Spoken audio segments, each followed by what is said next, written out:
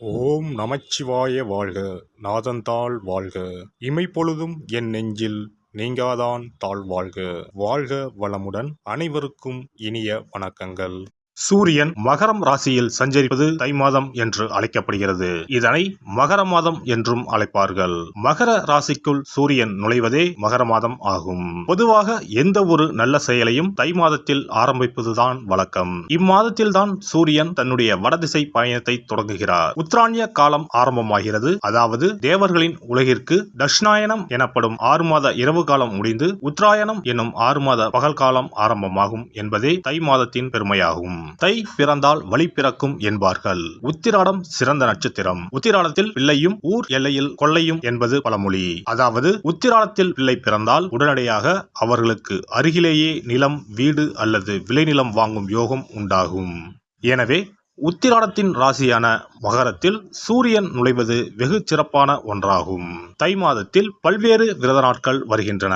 அவை தை வெள்ளி, தை அமாவாசை, தைப்பூசம், ரத சப்தமி, பீஷ்ம அஷ்டமி என பல்வேறு சிறப்பு வாய்ந்த நாட்கள் தை மாதத்தில் வருகின்றன. பல்வேறு சிறப்புகள் கொண்ட இந்த சீர்மிகு தை மாதத்தில் உங்கள் ராசிக்கான பலன்கள் என்ன என்பதனை அறிந்து கொள்வோம். தை மாத கிரக நிலைகளை பார்க்கும்போது சுக்கிர பகவான் விருச்சிகம், தனுசு, மகர ராசியில் பயணம் செய்கிறார். புதன் மற்றும் செவ்வாய் பகவான் தனுசு மற்றும் மகர ராசியில் சஞ்சாரம் செய்கின்றனர். சூரிய பகவான் மகர ராசியில் 29 நாட்கள் சஞ்சாரம் செய்கிறார். கும்ப ராசியில் சனி பகவானும், மேச ராசியில் குருவும், மீன ராசியில் ராகுவும், கன்னி ராசியில் கேது பகவானும் பயணம் செய்கின்றனர். சந்திர பகவான் சதயம் நட்சத்திரம் 4ஆம் பாதம் கும்ப ராசியில் இருப்பதன் மூலம் இந்த சீர்மிகு தை மாதம் ஆரம்பம் ஆகிறது.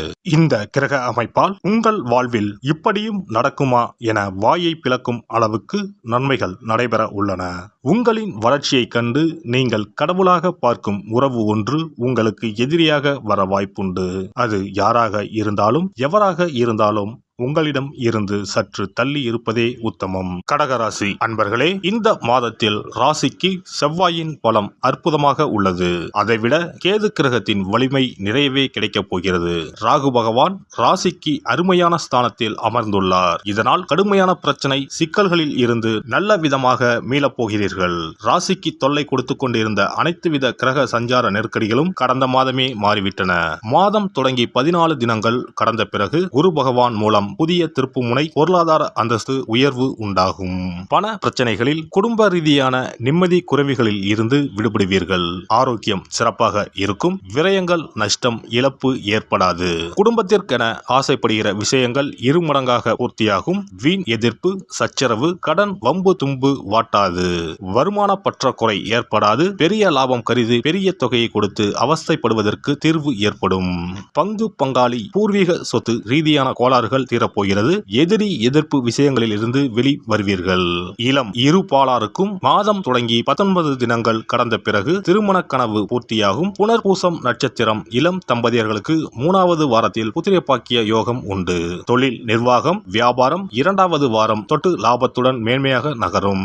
இம்மாதம் ஞாயிறு, செவ்வாய், வெள்ளிக்கிழமைகளில் பண வரவுகள் கைகளில் புழங்கும். 3வது வாரத்தில் இல்லத்திற்கான புதிய பொன் பொருள் சேர்க்கை, வாகன விருத்தி, சொத்து பத்து மேன்மைகள் உண்டு. இம்மாதம் 1ஆம் தேதி, 4ஆம் தேதி, 7ஆம் தேதி மற்றும் 8, 12, 21, 27, 29வது தினங்களில் உயர்வுகளையும் வசதி வாய்ப்புகளையும் அடைவீர்கள். பெண்களுக்கு பெண்கள் குடும்ப உறுப்பினர்களிடம் விட்டு கொடுத்து செல்வது நல்லது. கணவன் மனைவிக்கு இடையே சிறு சிறு விவாதங்கள் தோன்றி மறையும். எதிர்பாராத சில செலவுகளின் மூலம் கையிருப்புகள் குறையும். உடன் பிறந்தவர்களை பற்றிய புதிய கண்ணோட்டம் ஏற்படும். உறவினர்கள் வழியில் சிறு சிறு விவாதங்கள் தோன்றி மறையும். பழைய கடன் சார்ந்த பிரச்சனைகளை குறைப்பீர்கள். இழுபறியான வழக்குகளில் எதிர்பார்த்த முடிவுகள் கிடைக்கும். மாணவர்களுக்கு கல்வியில் இருந்து வந்த ஆர்வமின்மை குறையும். ஆசிரியர்களின் ஆலோசனைகளும் வழிகாட்டுதலும் புதிய நம்பிக்கையை உருவாக்கும். மறதி தொடர்பான பிரச்சனைகள் படிப்படியாக விலகும். உயர்கல்வி குறித்த தெளிவுகள் பிறக்கும். உத்தியோகஸ்தர்களுக்கு உத்தியோக பணிகளில் இருந்து வந்த மறைமுக எதிர்ப்புகள் விலகும். சாதுரியமான பேச்சுக்களின் மூலம் திறமைகளை வெளிப்படுத்துவீர்கள். புதிய பணி நிமித்தமான எண்ணங்கள் கைகூடும். எழுத்து தொடர்பான பணிகளில் இருப்பவர்களுக்கு சாதகமான சூழ்நிலைகள் அமையும். ஆனால் உழைப்பிற்கு உண்டான பலன்கள் தாமதமாக கிடைக்கும். வியாபாரிகளுக்கு வியாபாரத்தில் புதிய வாய்ப்புகள் கிடைக்கும். போட்டிகள் அதிகரிக்கும். வியாபார ஸ்தலங்களை மாற்றி அமைப்பதற்கான சூழ்நிலைகள் உருவாகும். அயல்நாடு தொடர்பான வர்த்தகத்தில் கவனம் வேண்டும். கூட்டு வியாபாரத்தில் அனுசரித்து நடந்து கொள்ளவும். மருத்துவம் தொடர்பான துறைகளில் முன்னேற்றம் ஏற்படும். இரும்பு மற்றும் கட்டிட உதிரி பாகங்களின் மூலம் லாபம் அதிகரிக்கும். பொருள்களின் தரங்களையும் வாடிக்கையாளர்களின் எண்ணங்களையும் அறிந்து செயல்படுவது நல்லது. கலைஞர்களுக்கு கலை சார்ந்த துறைகளில் இருப்பவர்களுக்கு முன்னேற்றமான வாய்ப்புகள் ஏற்படும். சிறு வாய்ப்பாக இருந்தாலும் அலட்சியமின்றி செயல்படுவது எதிர்காலத்திற்கு நன்மையை ஏற்படுத்தும். மாற்றத்திற்கு ஏற்ப திறமைகளை வளர்த்துக் கொள்வதன் மூலம் வாய்ப்புகள் சாதகமாக அமையும். வெளி வட்டாரத்தில் நன்மதிப்பும் பாராட்டும் கிடைக்கப் பெறுவீர்கள். அரசியல்வாதிகள் எந்த ஒரு செயலிலும் நிதானத்தை கடைபிடிப்பது நல்லது. பொதுமக்களிடத்தில் மதிப்புகள் அதிகரிக்கும். கட்சியில் எதிர்பார்த்து இருந்த உயர் பொறுப்புகள் சிலருக்கு சாதகமாக அமையும். வெளி வட்டாரத்தில் செல்வாக்கு அதிகரிக்கும். நிலையான வளர்ச்சிகள் ஏற்படுவதற்கான வாய்ப்புகள் அமையும். சனிக்கிழமை தோறும் ஆஞ்சநேயரை வழிபாடு செய்து வர வாழ்க்கையில் மாற்றமும் முன்னேற்றமும் உண்டாகும்.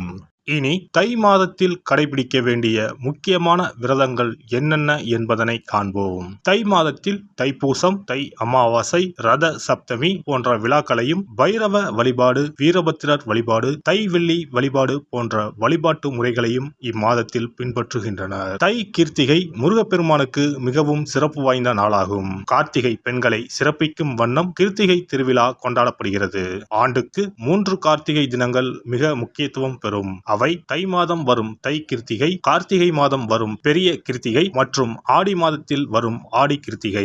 தை மாதத்தில் வரும் கிருத்திகையில் விரதம் இருந்து முருகப்பெருமானை வணங்கி வழிபாடு செய்தால் நிச்சயம் திருமண தடை நீங்கும், புத்திர பாக்கியம் கிடைக்கும் என்பது ஐதீகம். தை மாதத்தில் வரும் பௌர்ணமியோடு கூடிய பூச நட்சத்திரத்தில் தைப்பூசம் கொண்டாடப்படுகிறது. இந்நாளில் சிவபெருமான் மற்றும் முருக கடவுளுக்கு வழிபாடு நடத்தப்படுகிறது. உமையம்மை வேலவனுக்கு சக்தி வேலை வழங்கிய நாள் தைப்பூசம் என்றும் கருதப்பட்டு வழிபாடு மேற்கொள்ளப்படுகிறது. இந்த தைப்பூச திருவிழா உலகெங்கும் உள்ள தமிழர்களால் சிறப்பாக கொண்டாடப்படுகிறது. தை அமாவாசை.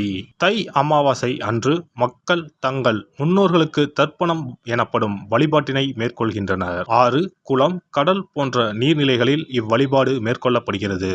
தை மாத அமாவாசையும் ஆடி மாத அமாவாசையும் மகாலய அமாவாசையும் முன்னோர்களுக்கான வழிபாட்டிற்கு உகந்தவை என கருதப்படுகின்றன.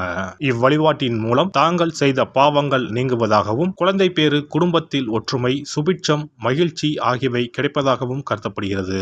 ரத சப்தமி. ரத சப்தமி என்பது தை மாதத்தின் வளர்பிறையில் வரும் சப்தமி திதி அன்று கொண்டாடப்படுகிறது.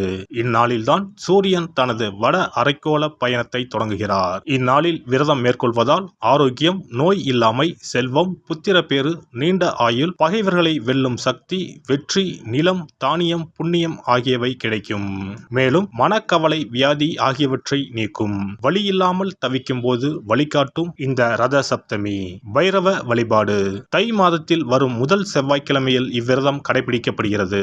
தாமரை பூ மாலை, வில்வ மாலை, தும்பை பூ மாலை, சந்தன மாலை ஆகியவை பைரவருக்கு உகந்ததாக கூறப்படுகிறது. வாசனை பூக்களில் மல்லிகை பூவை தவிர்த்து மற்ற அனைத்து பூக்களும் பைரவருக்கு சமர்ப்பிக்கப்படுகின்றன. சனித்தோஷம் முழுமையாக அகல கால பைரவருக்கு விரதம் இருப்பது விசேஷம். வீரபத்திர வழிபாடு. வீரபத்திர வழிபாடு என்பது செவ்வாய் தோறும் ஓராண்டு காலம் கடைபிடிக்கப்படுகிறது. ஓராண்டு வழிபட முடியாதவர்கள் தை மாத செவ்வாய்க்கிழமையில் மட்டுமாவது இந்த வழிபாட்டினை கடைபிடிக்கலாம். இவ்வழிபாட்டை மேற்கொள்வதால் நீங்காத தடையும் நீங்கும், தீராத பகையும் தீரும், நவ கிரக பாதிப்புகளில் இருந்து நம்மை காக்கும். தை வெள்ளி வழிபாடு. உத்தராயண காலத்தின் ஆரம்ப மாதமான தையில் வரும் வெள்ளிக்கிழமையில் அம்மன் வழிபாடு மேற்கொள்ளப்படுகிறது.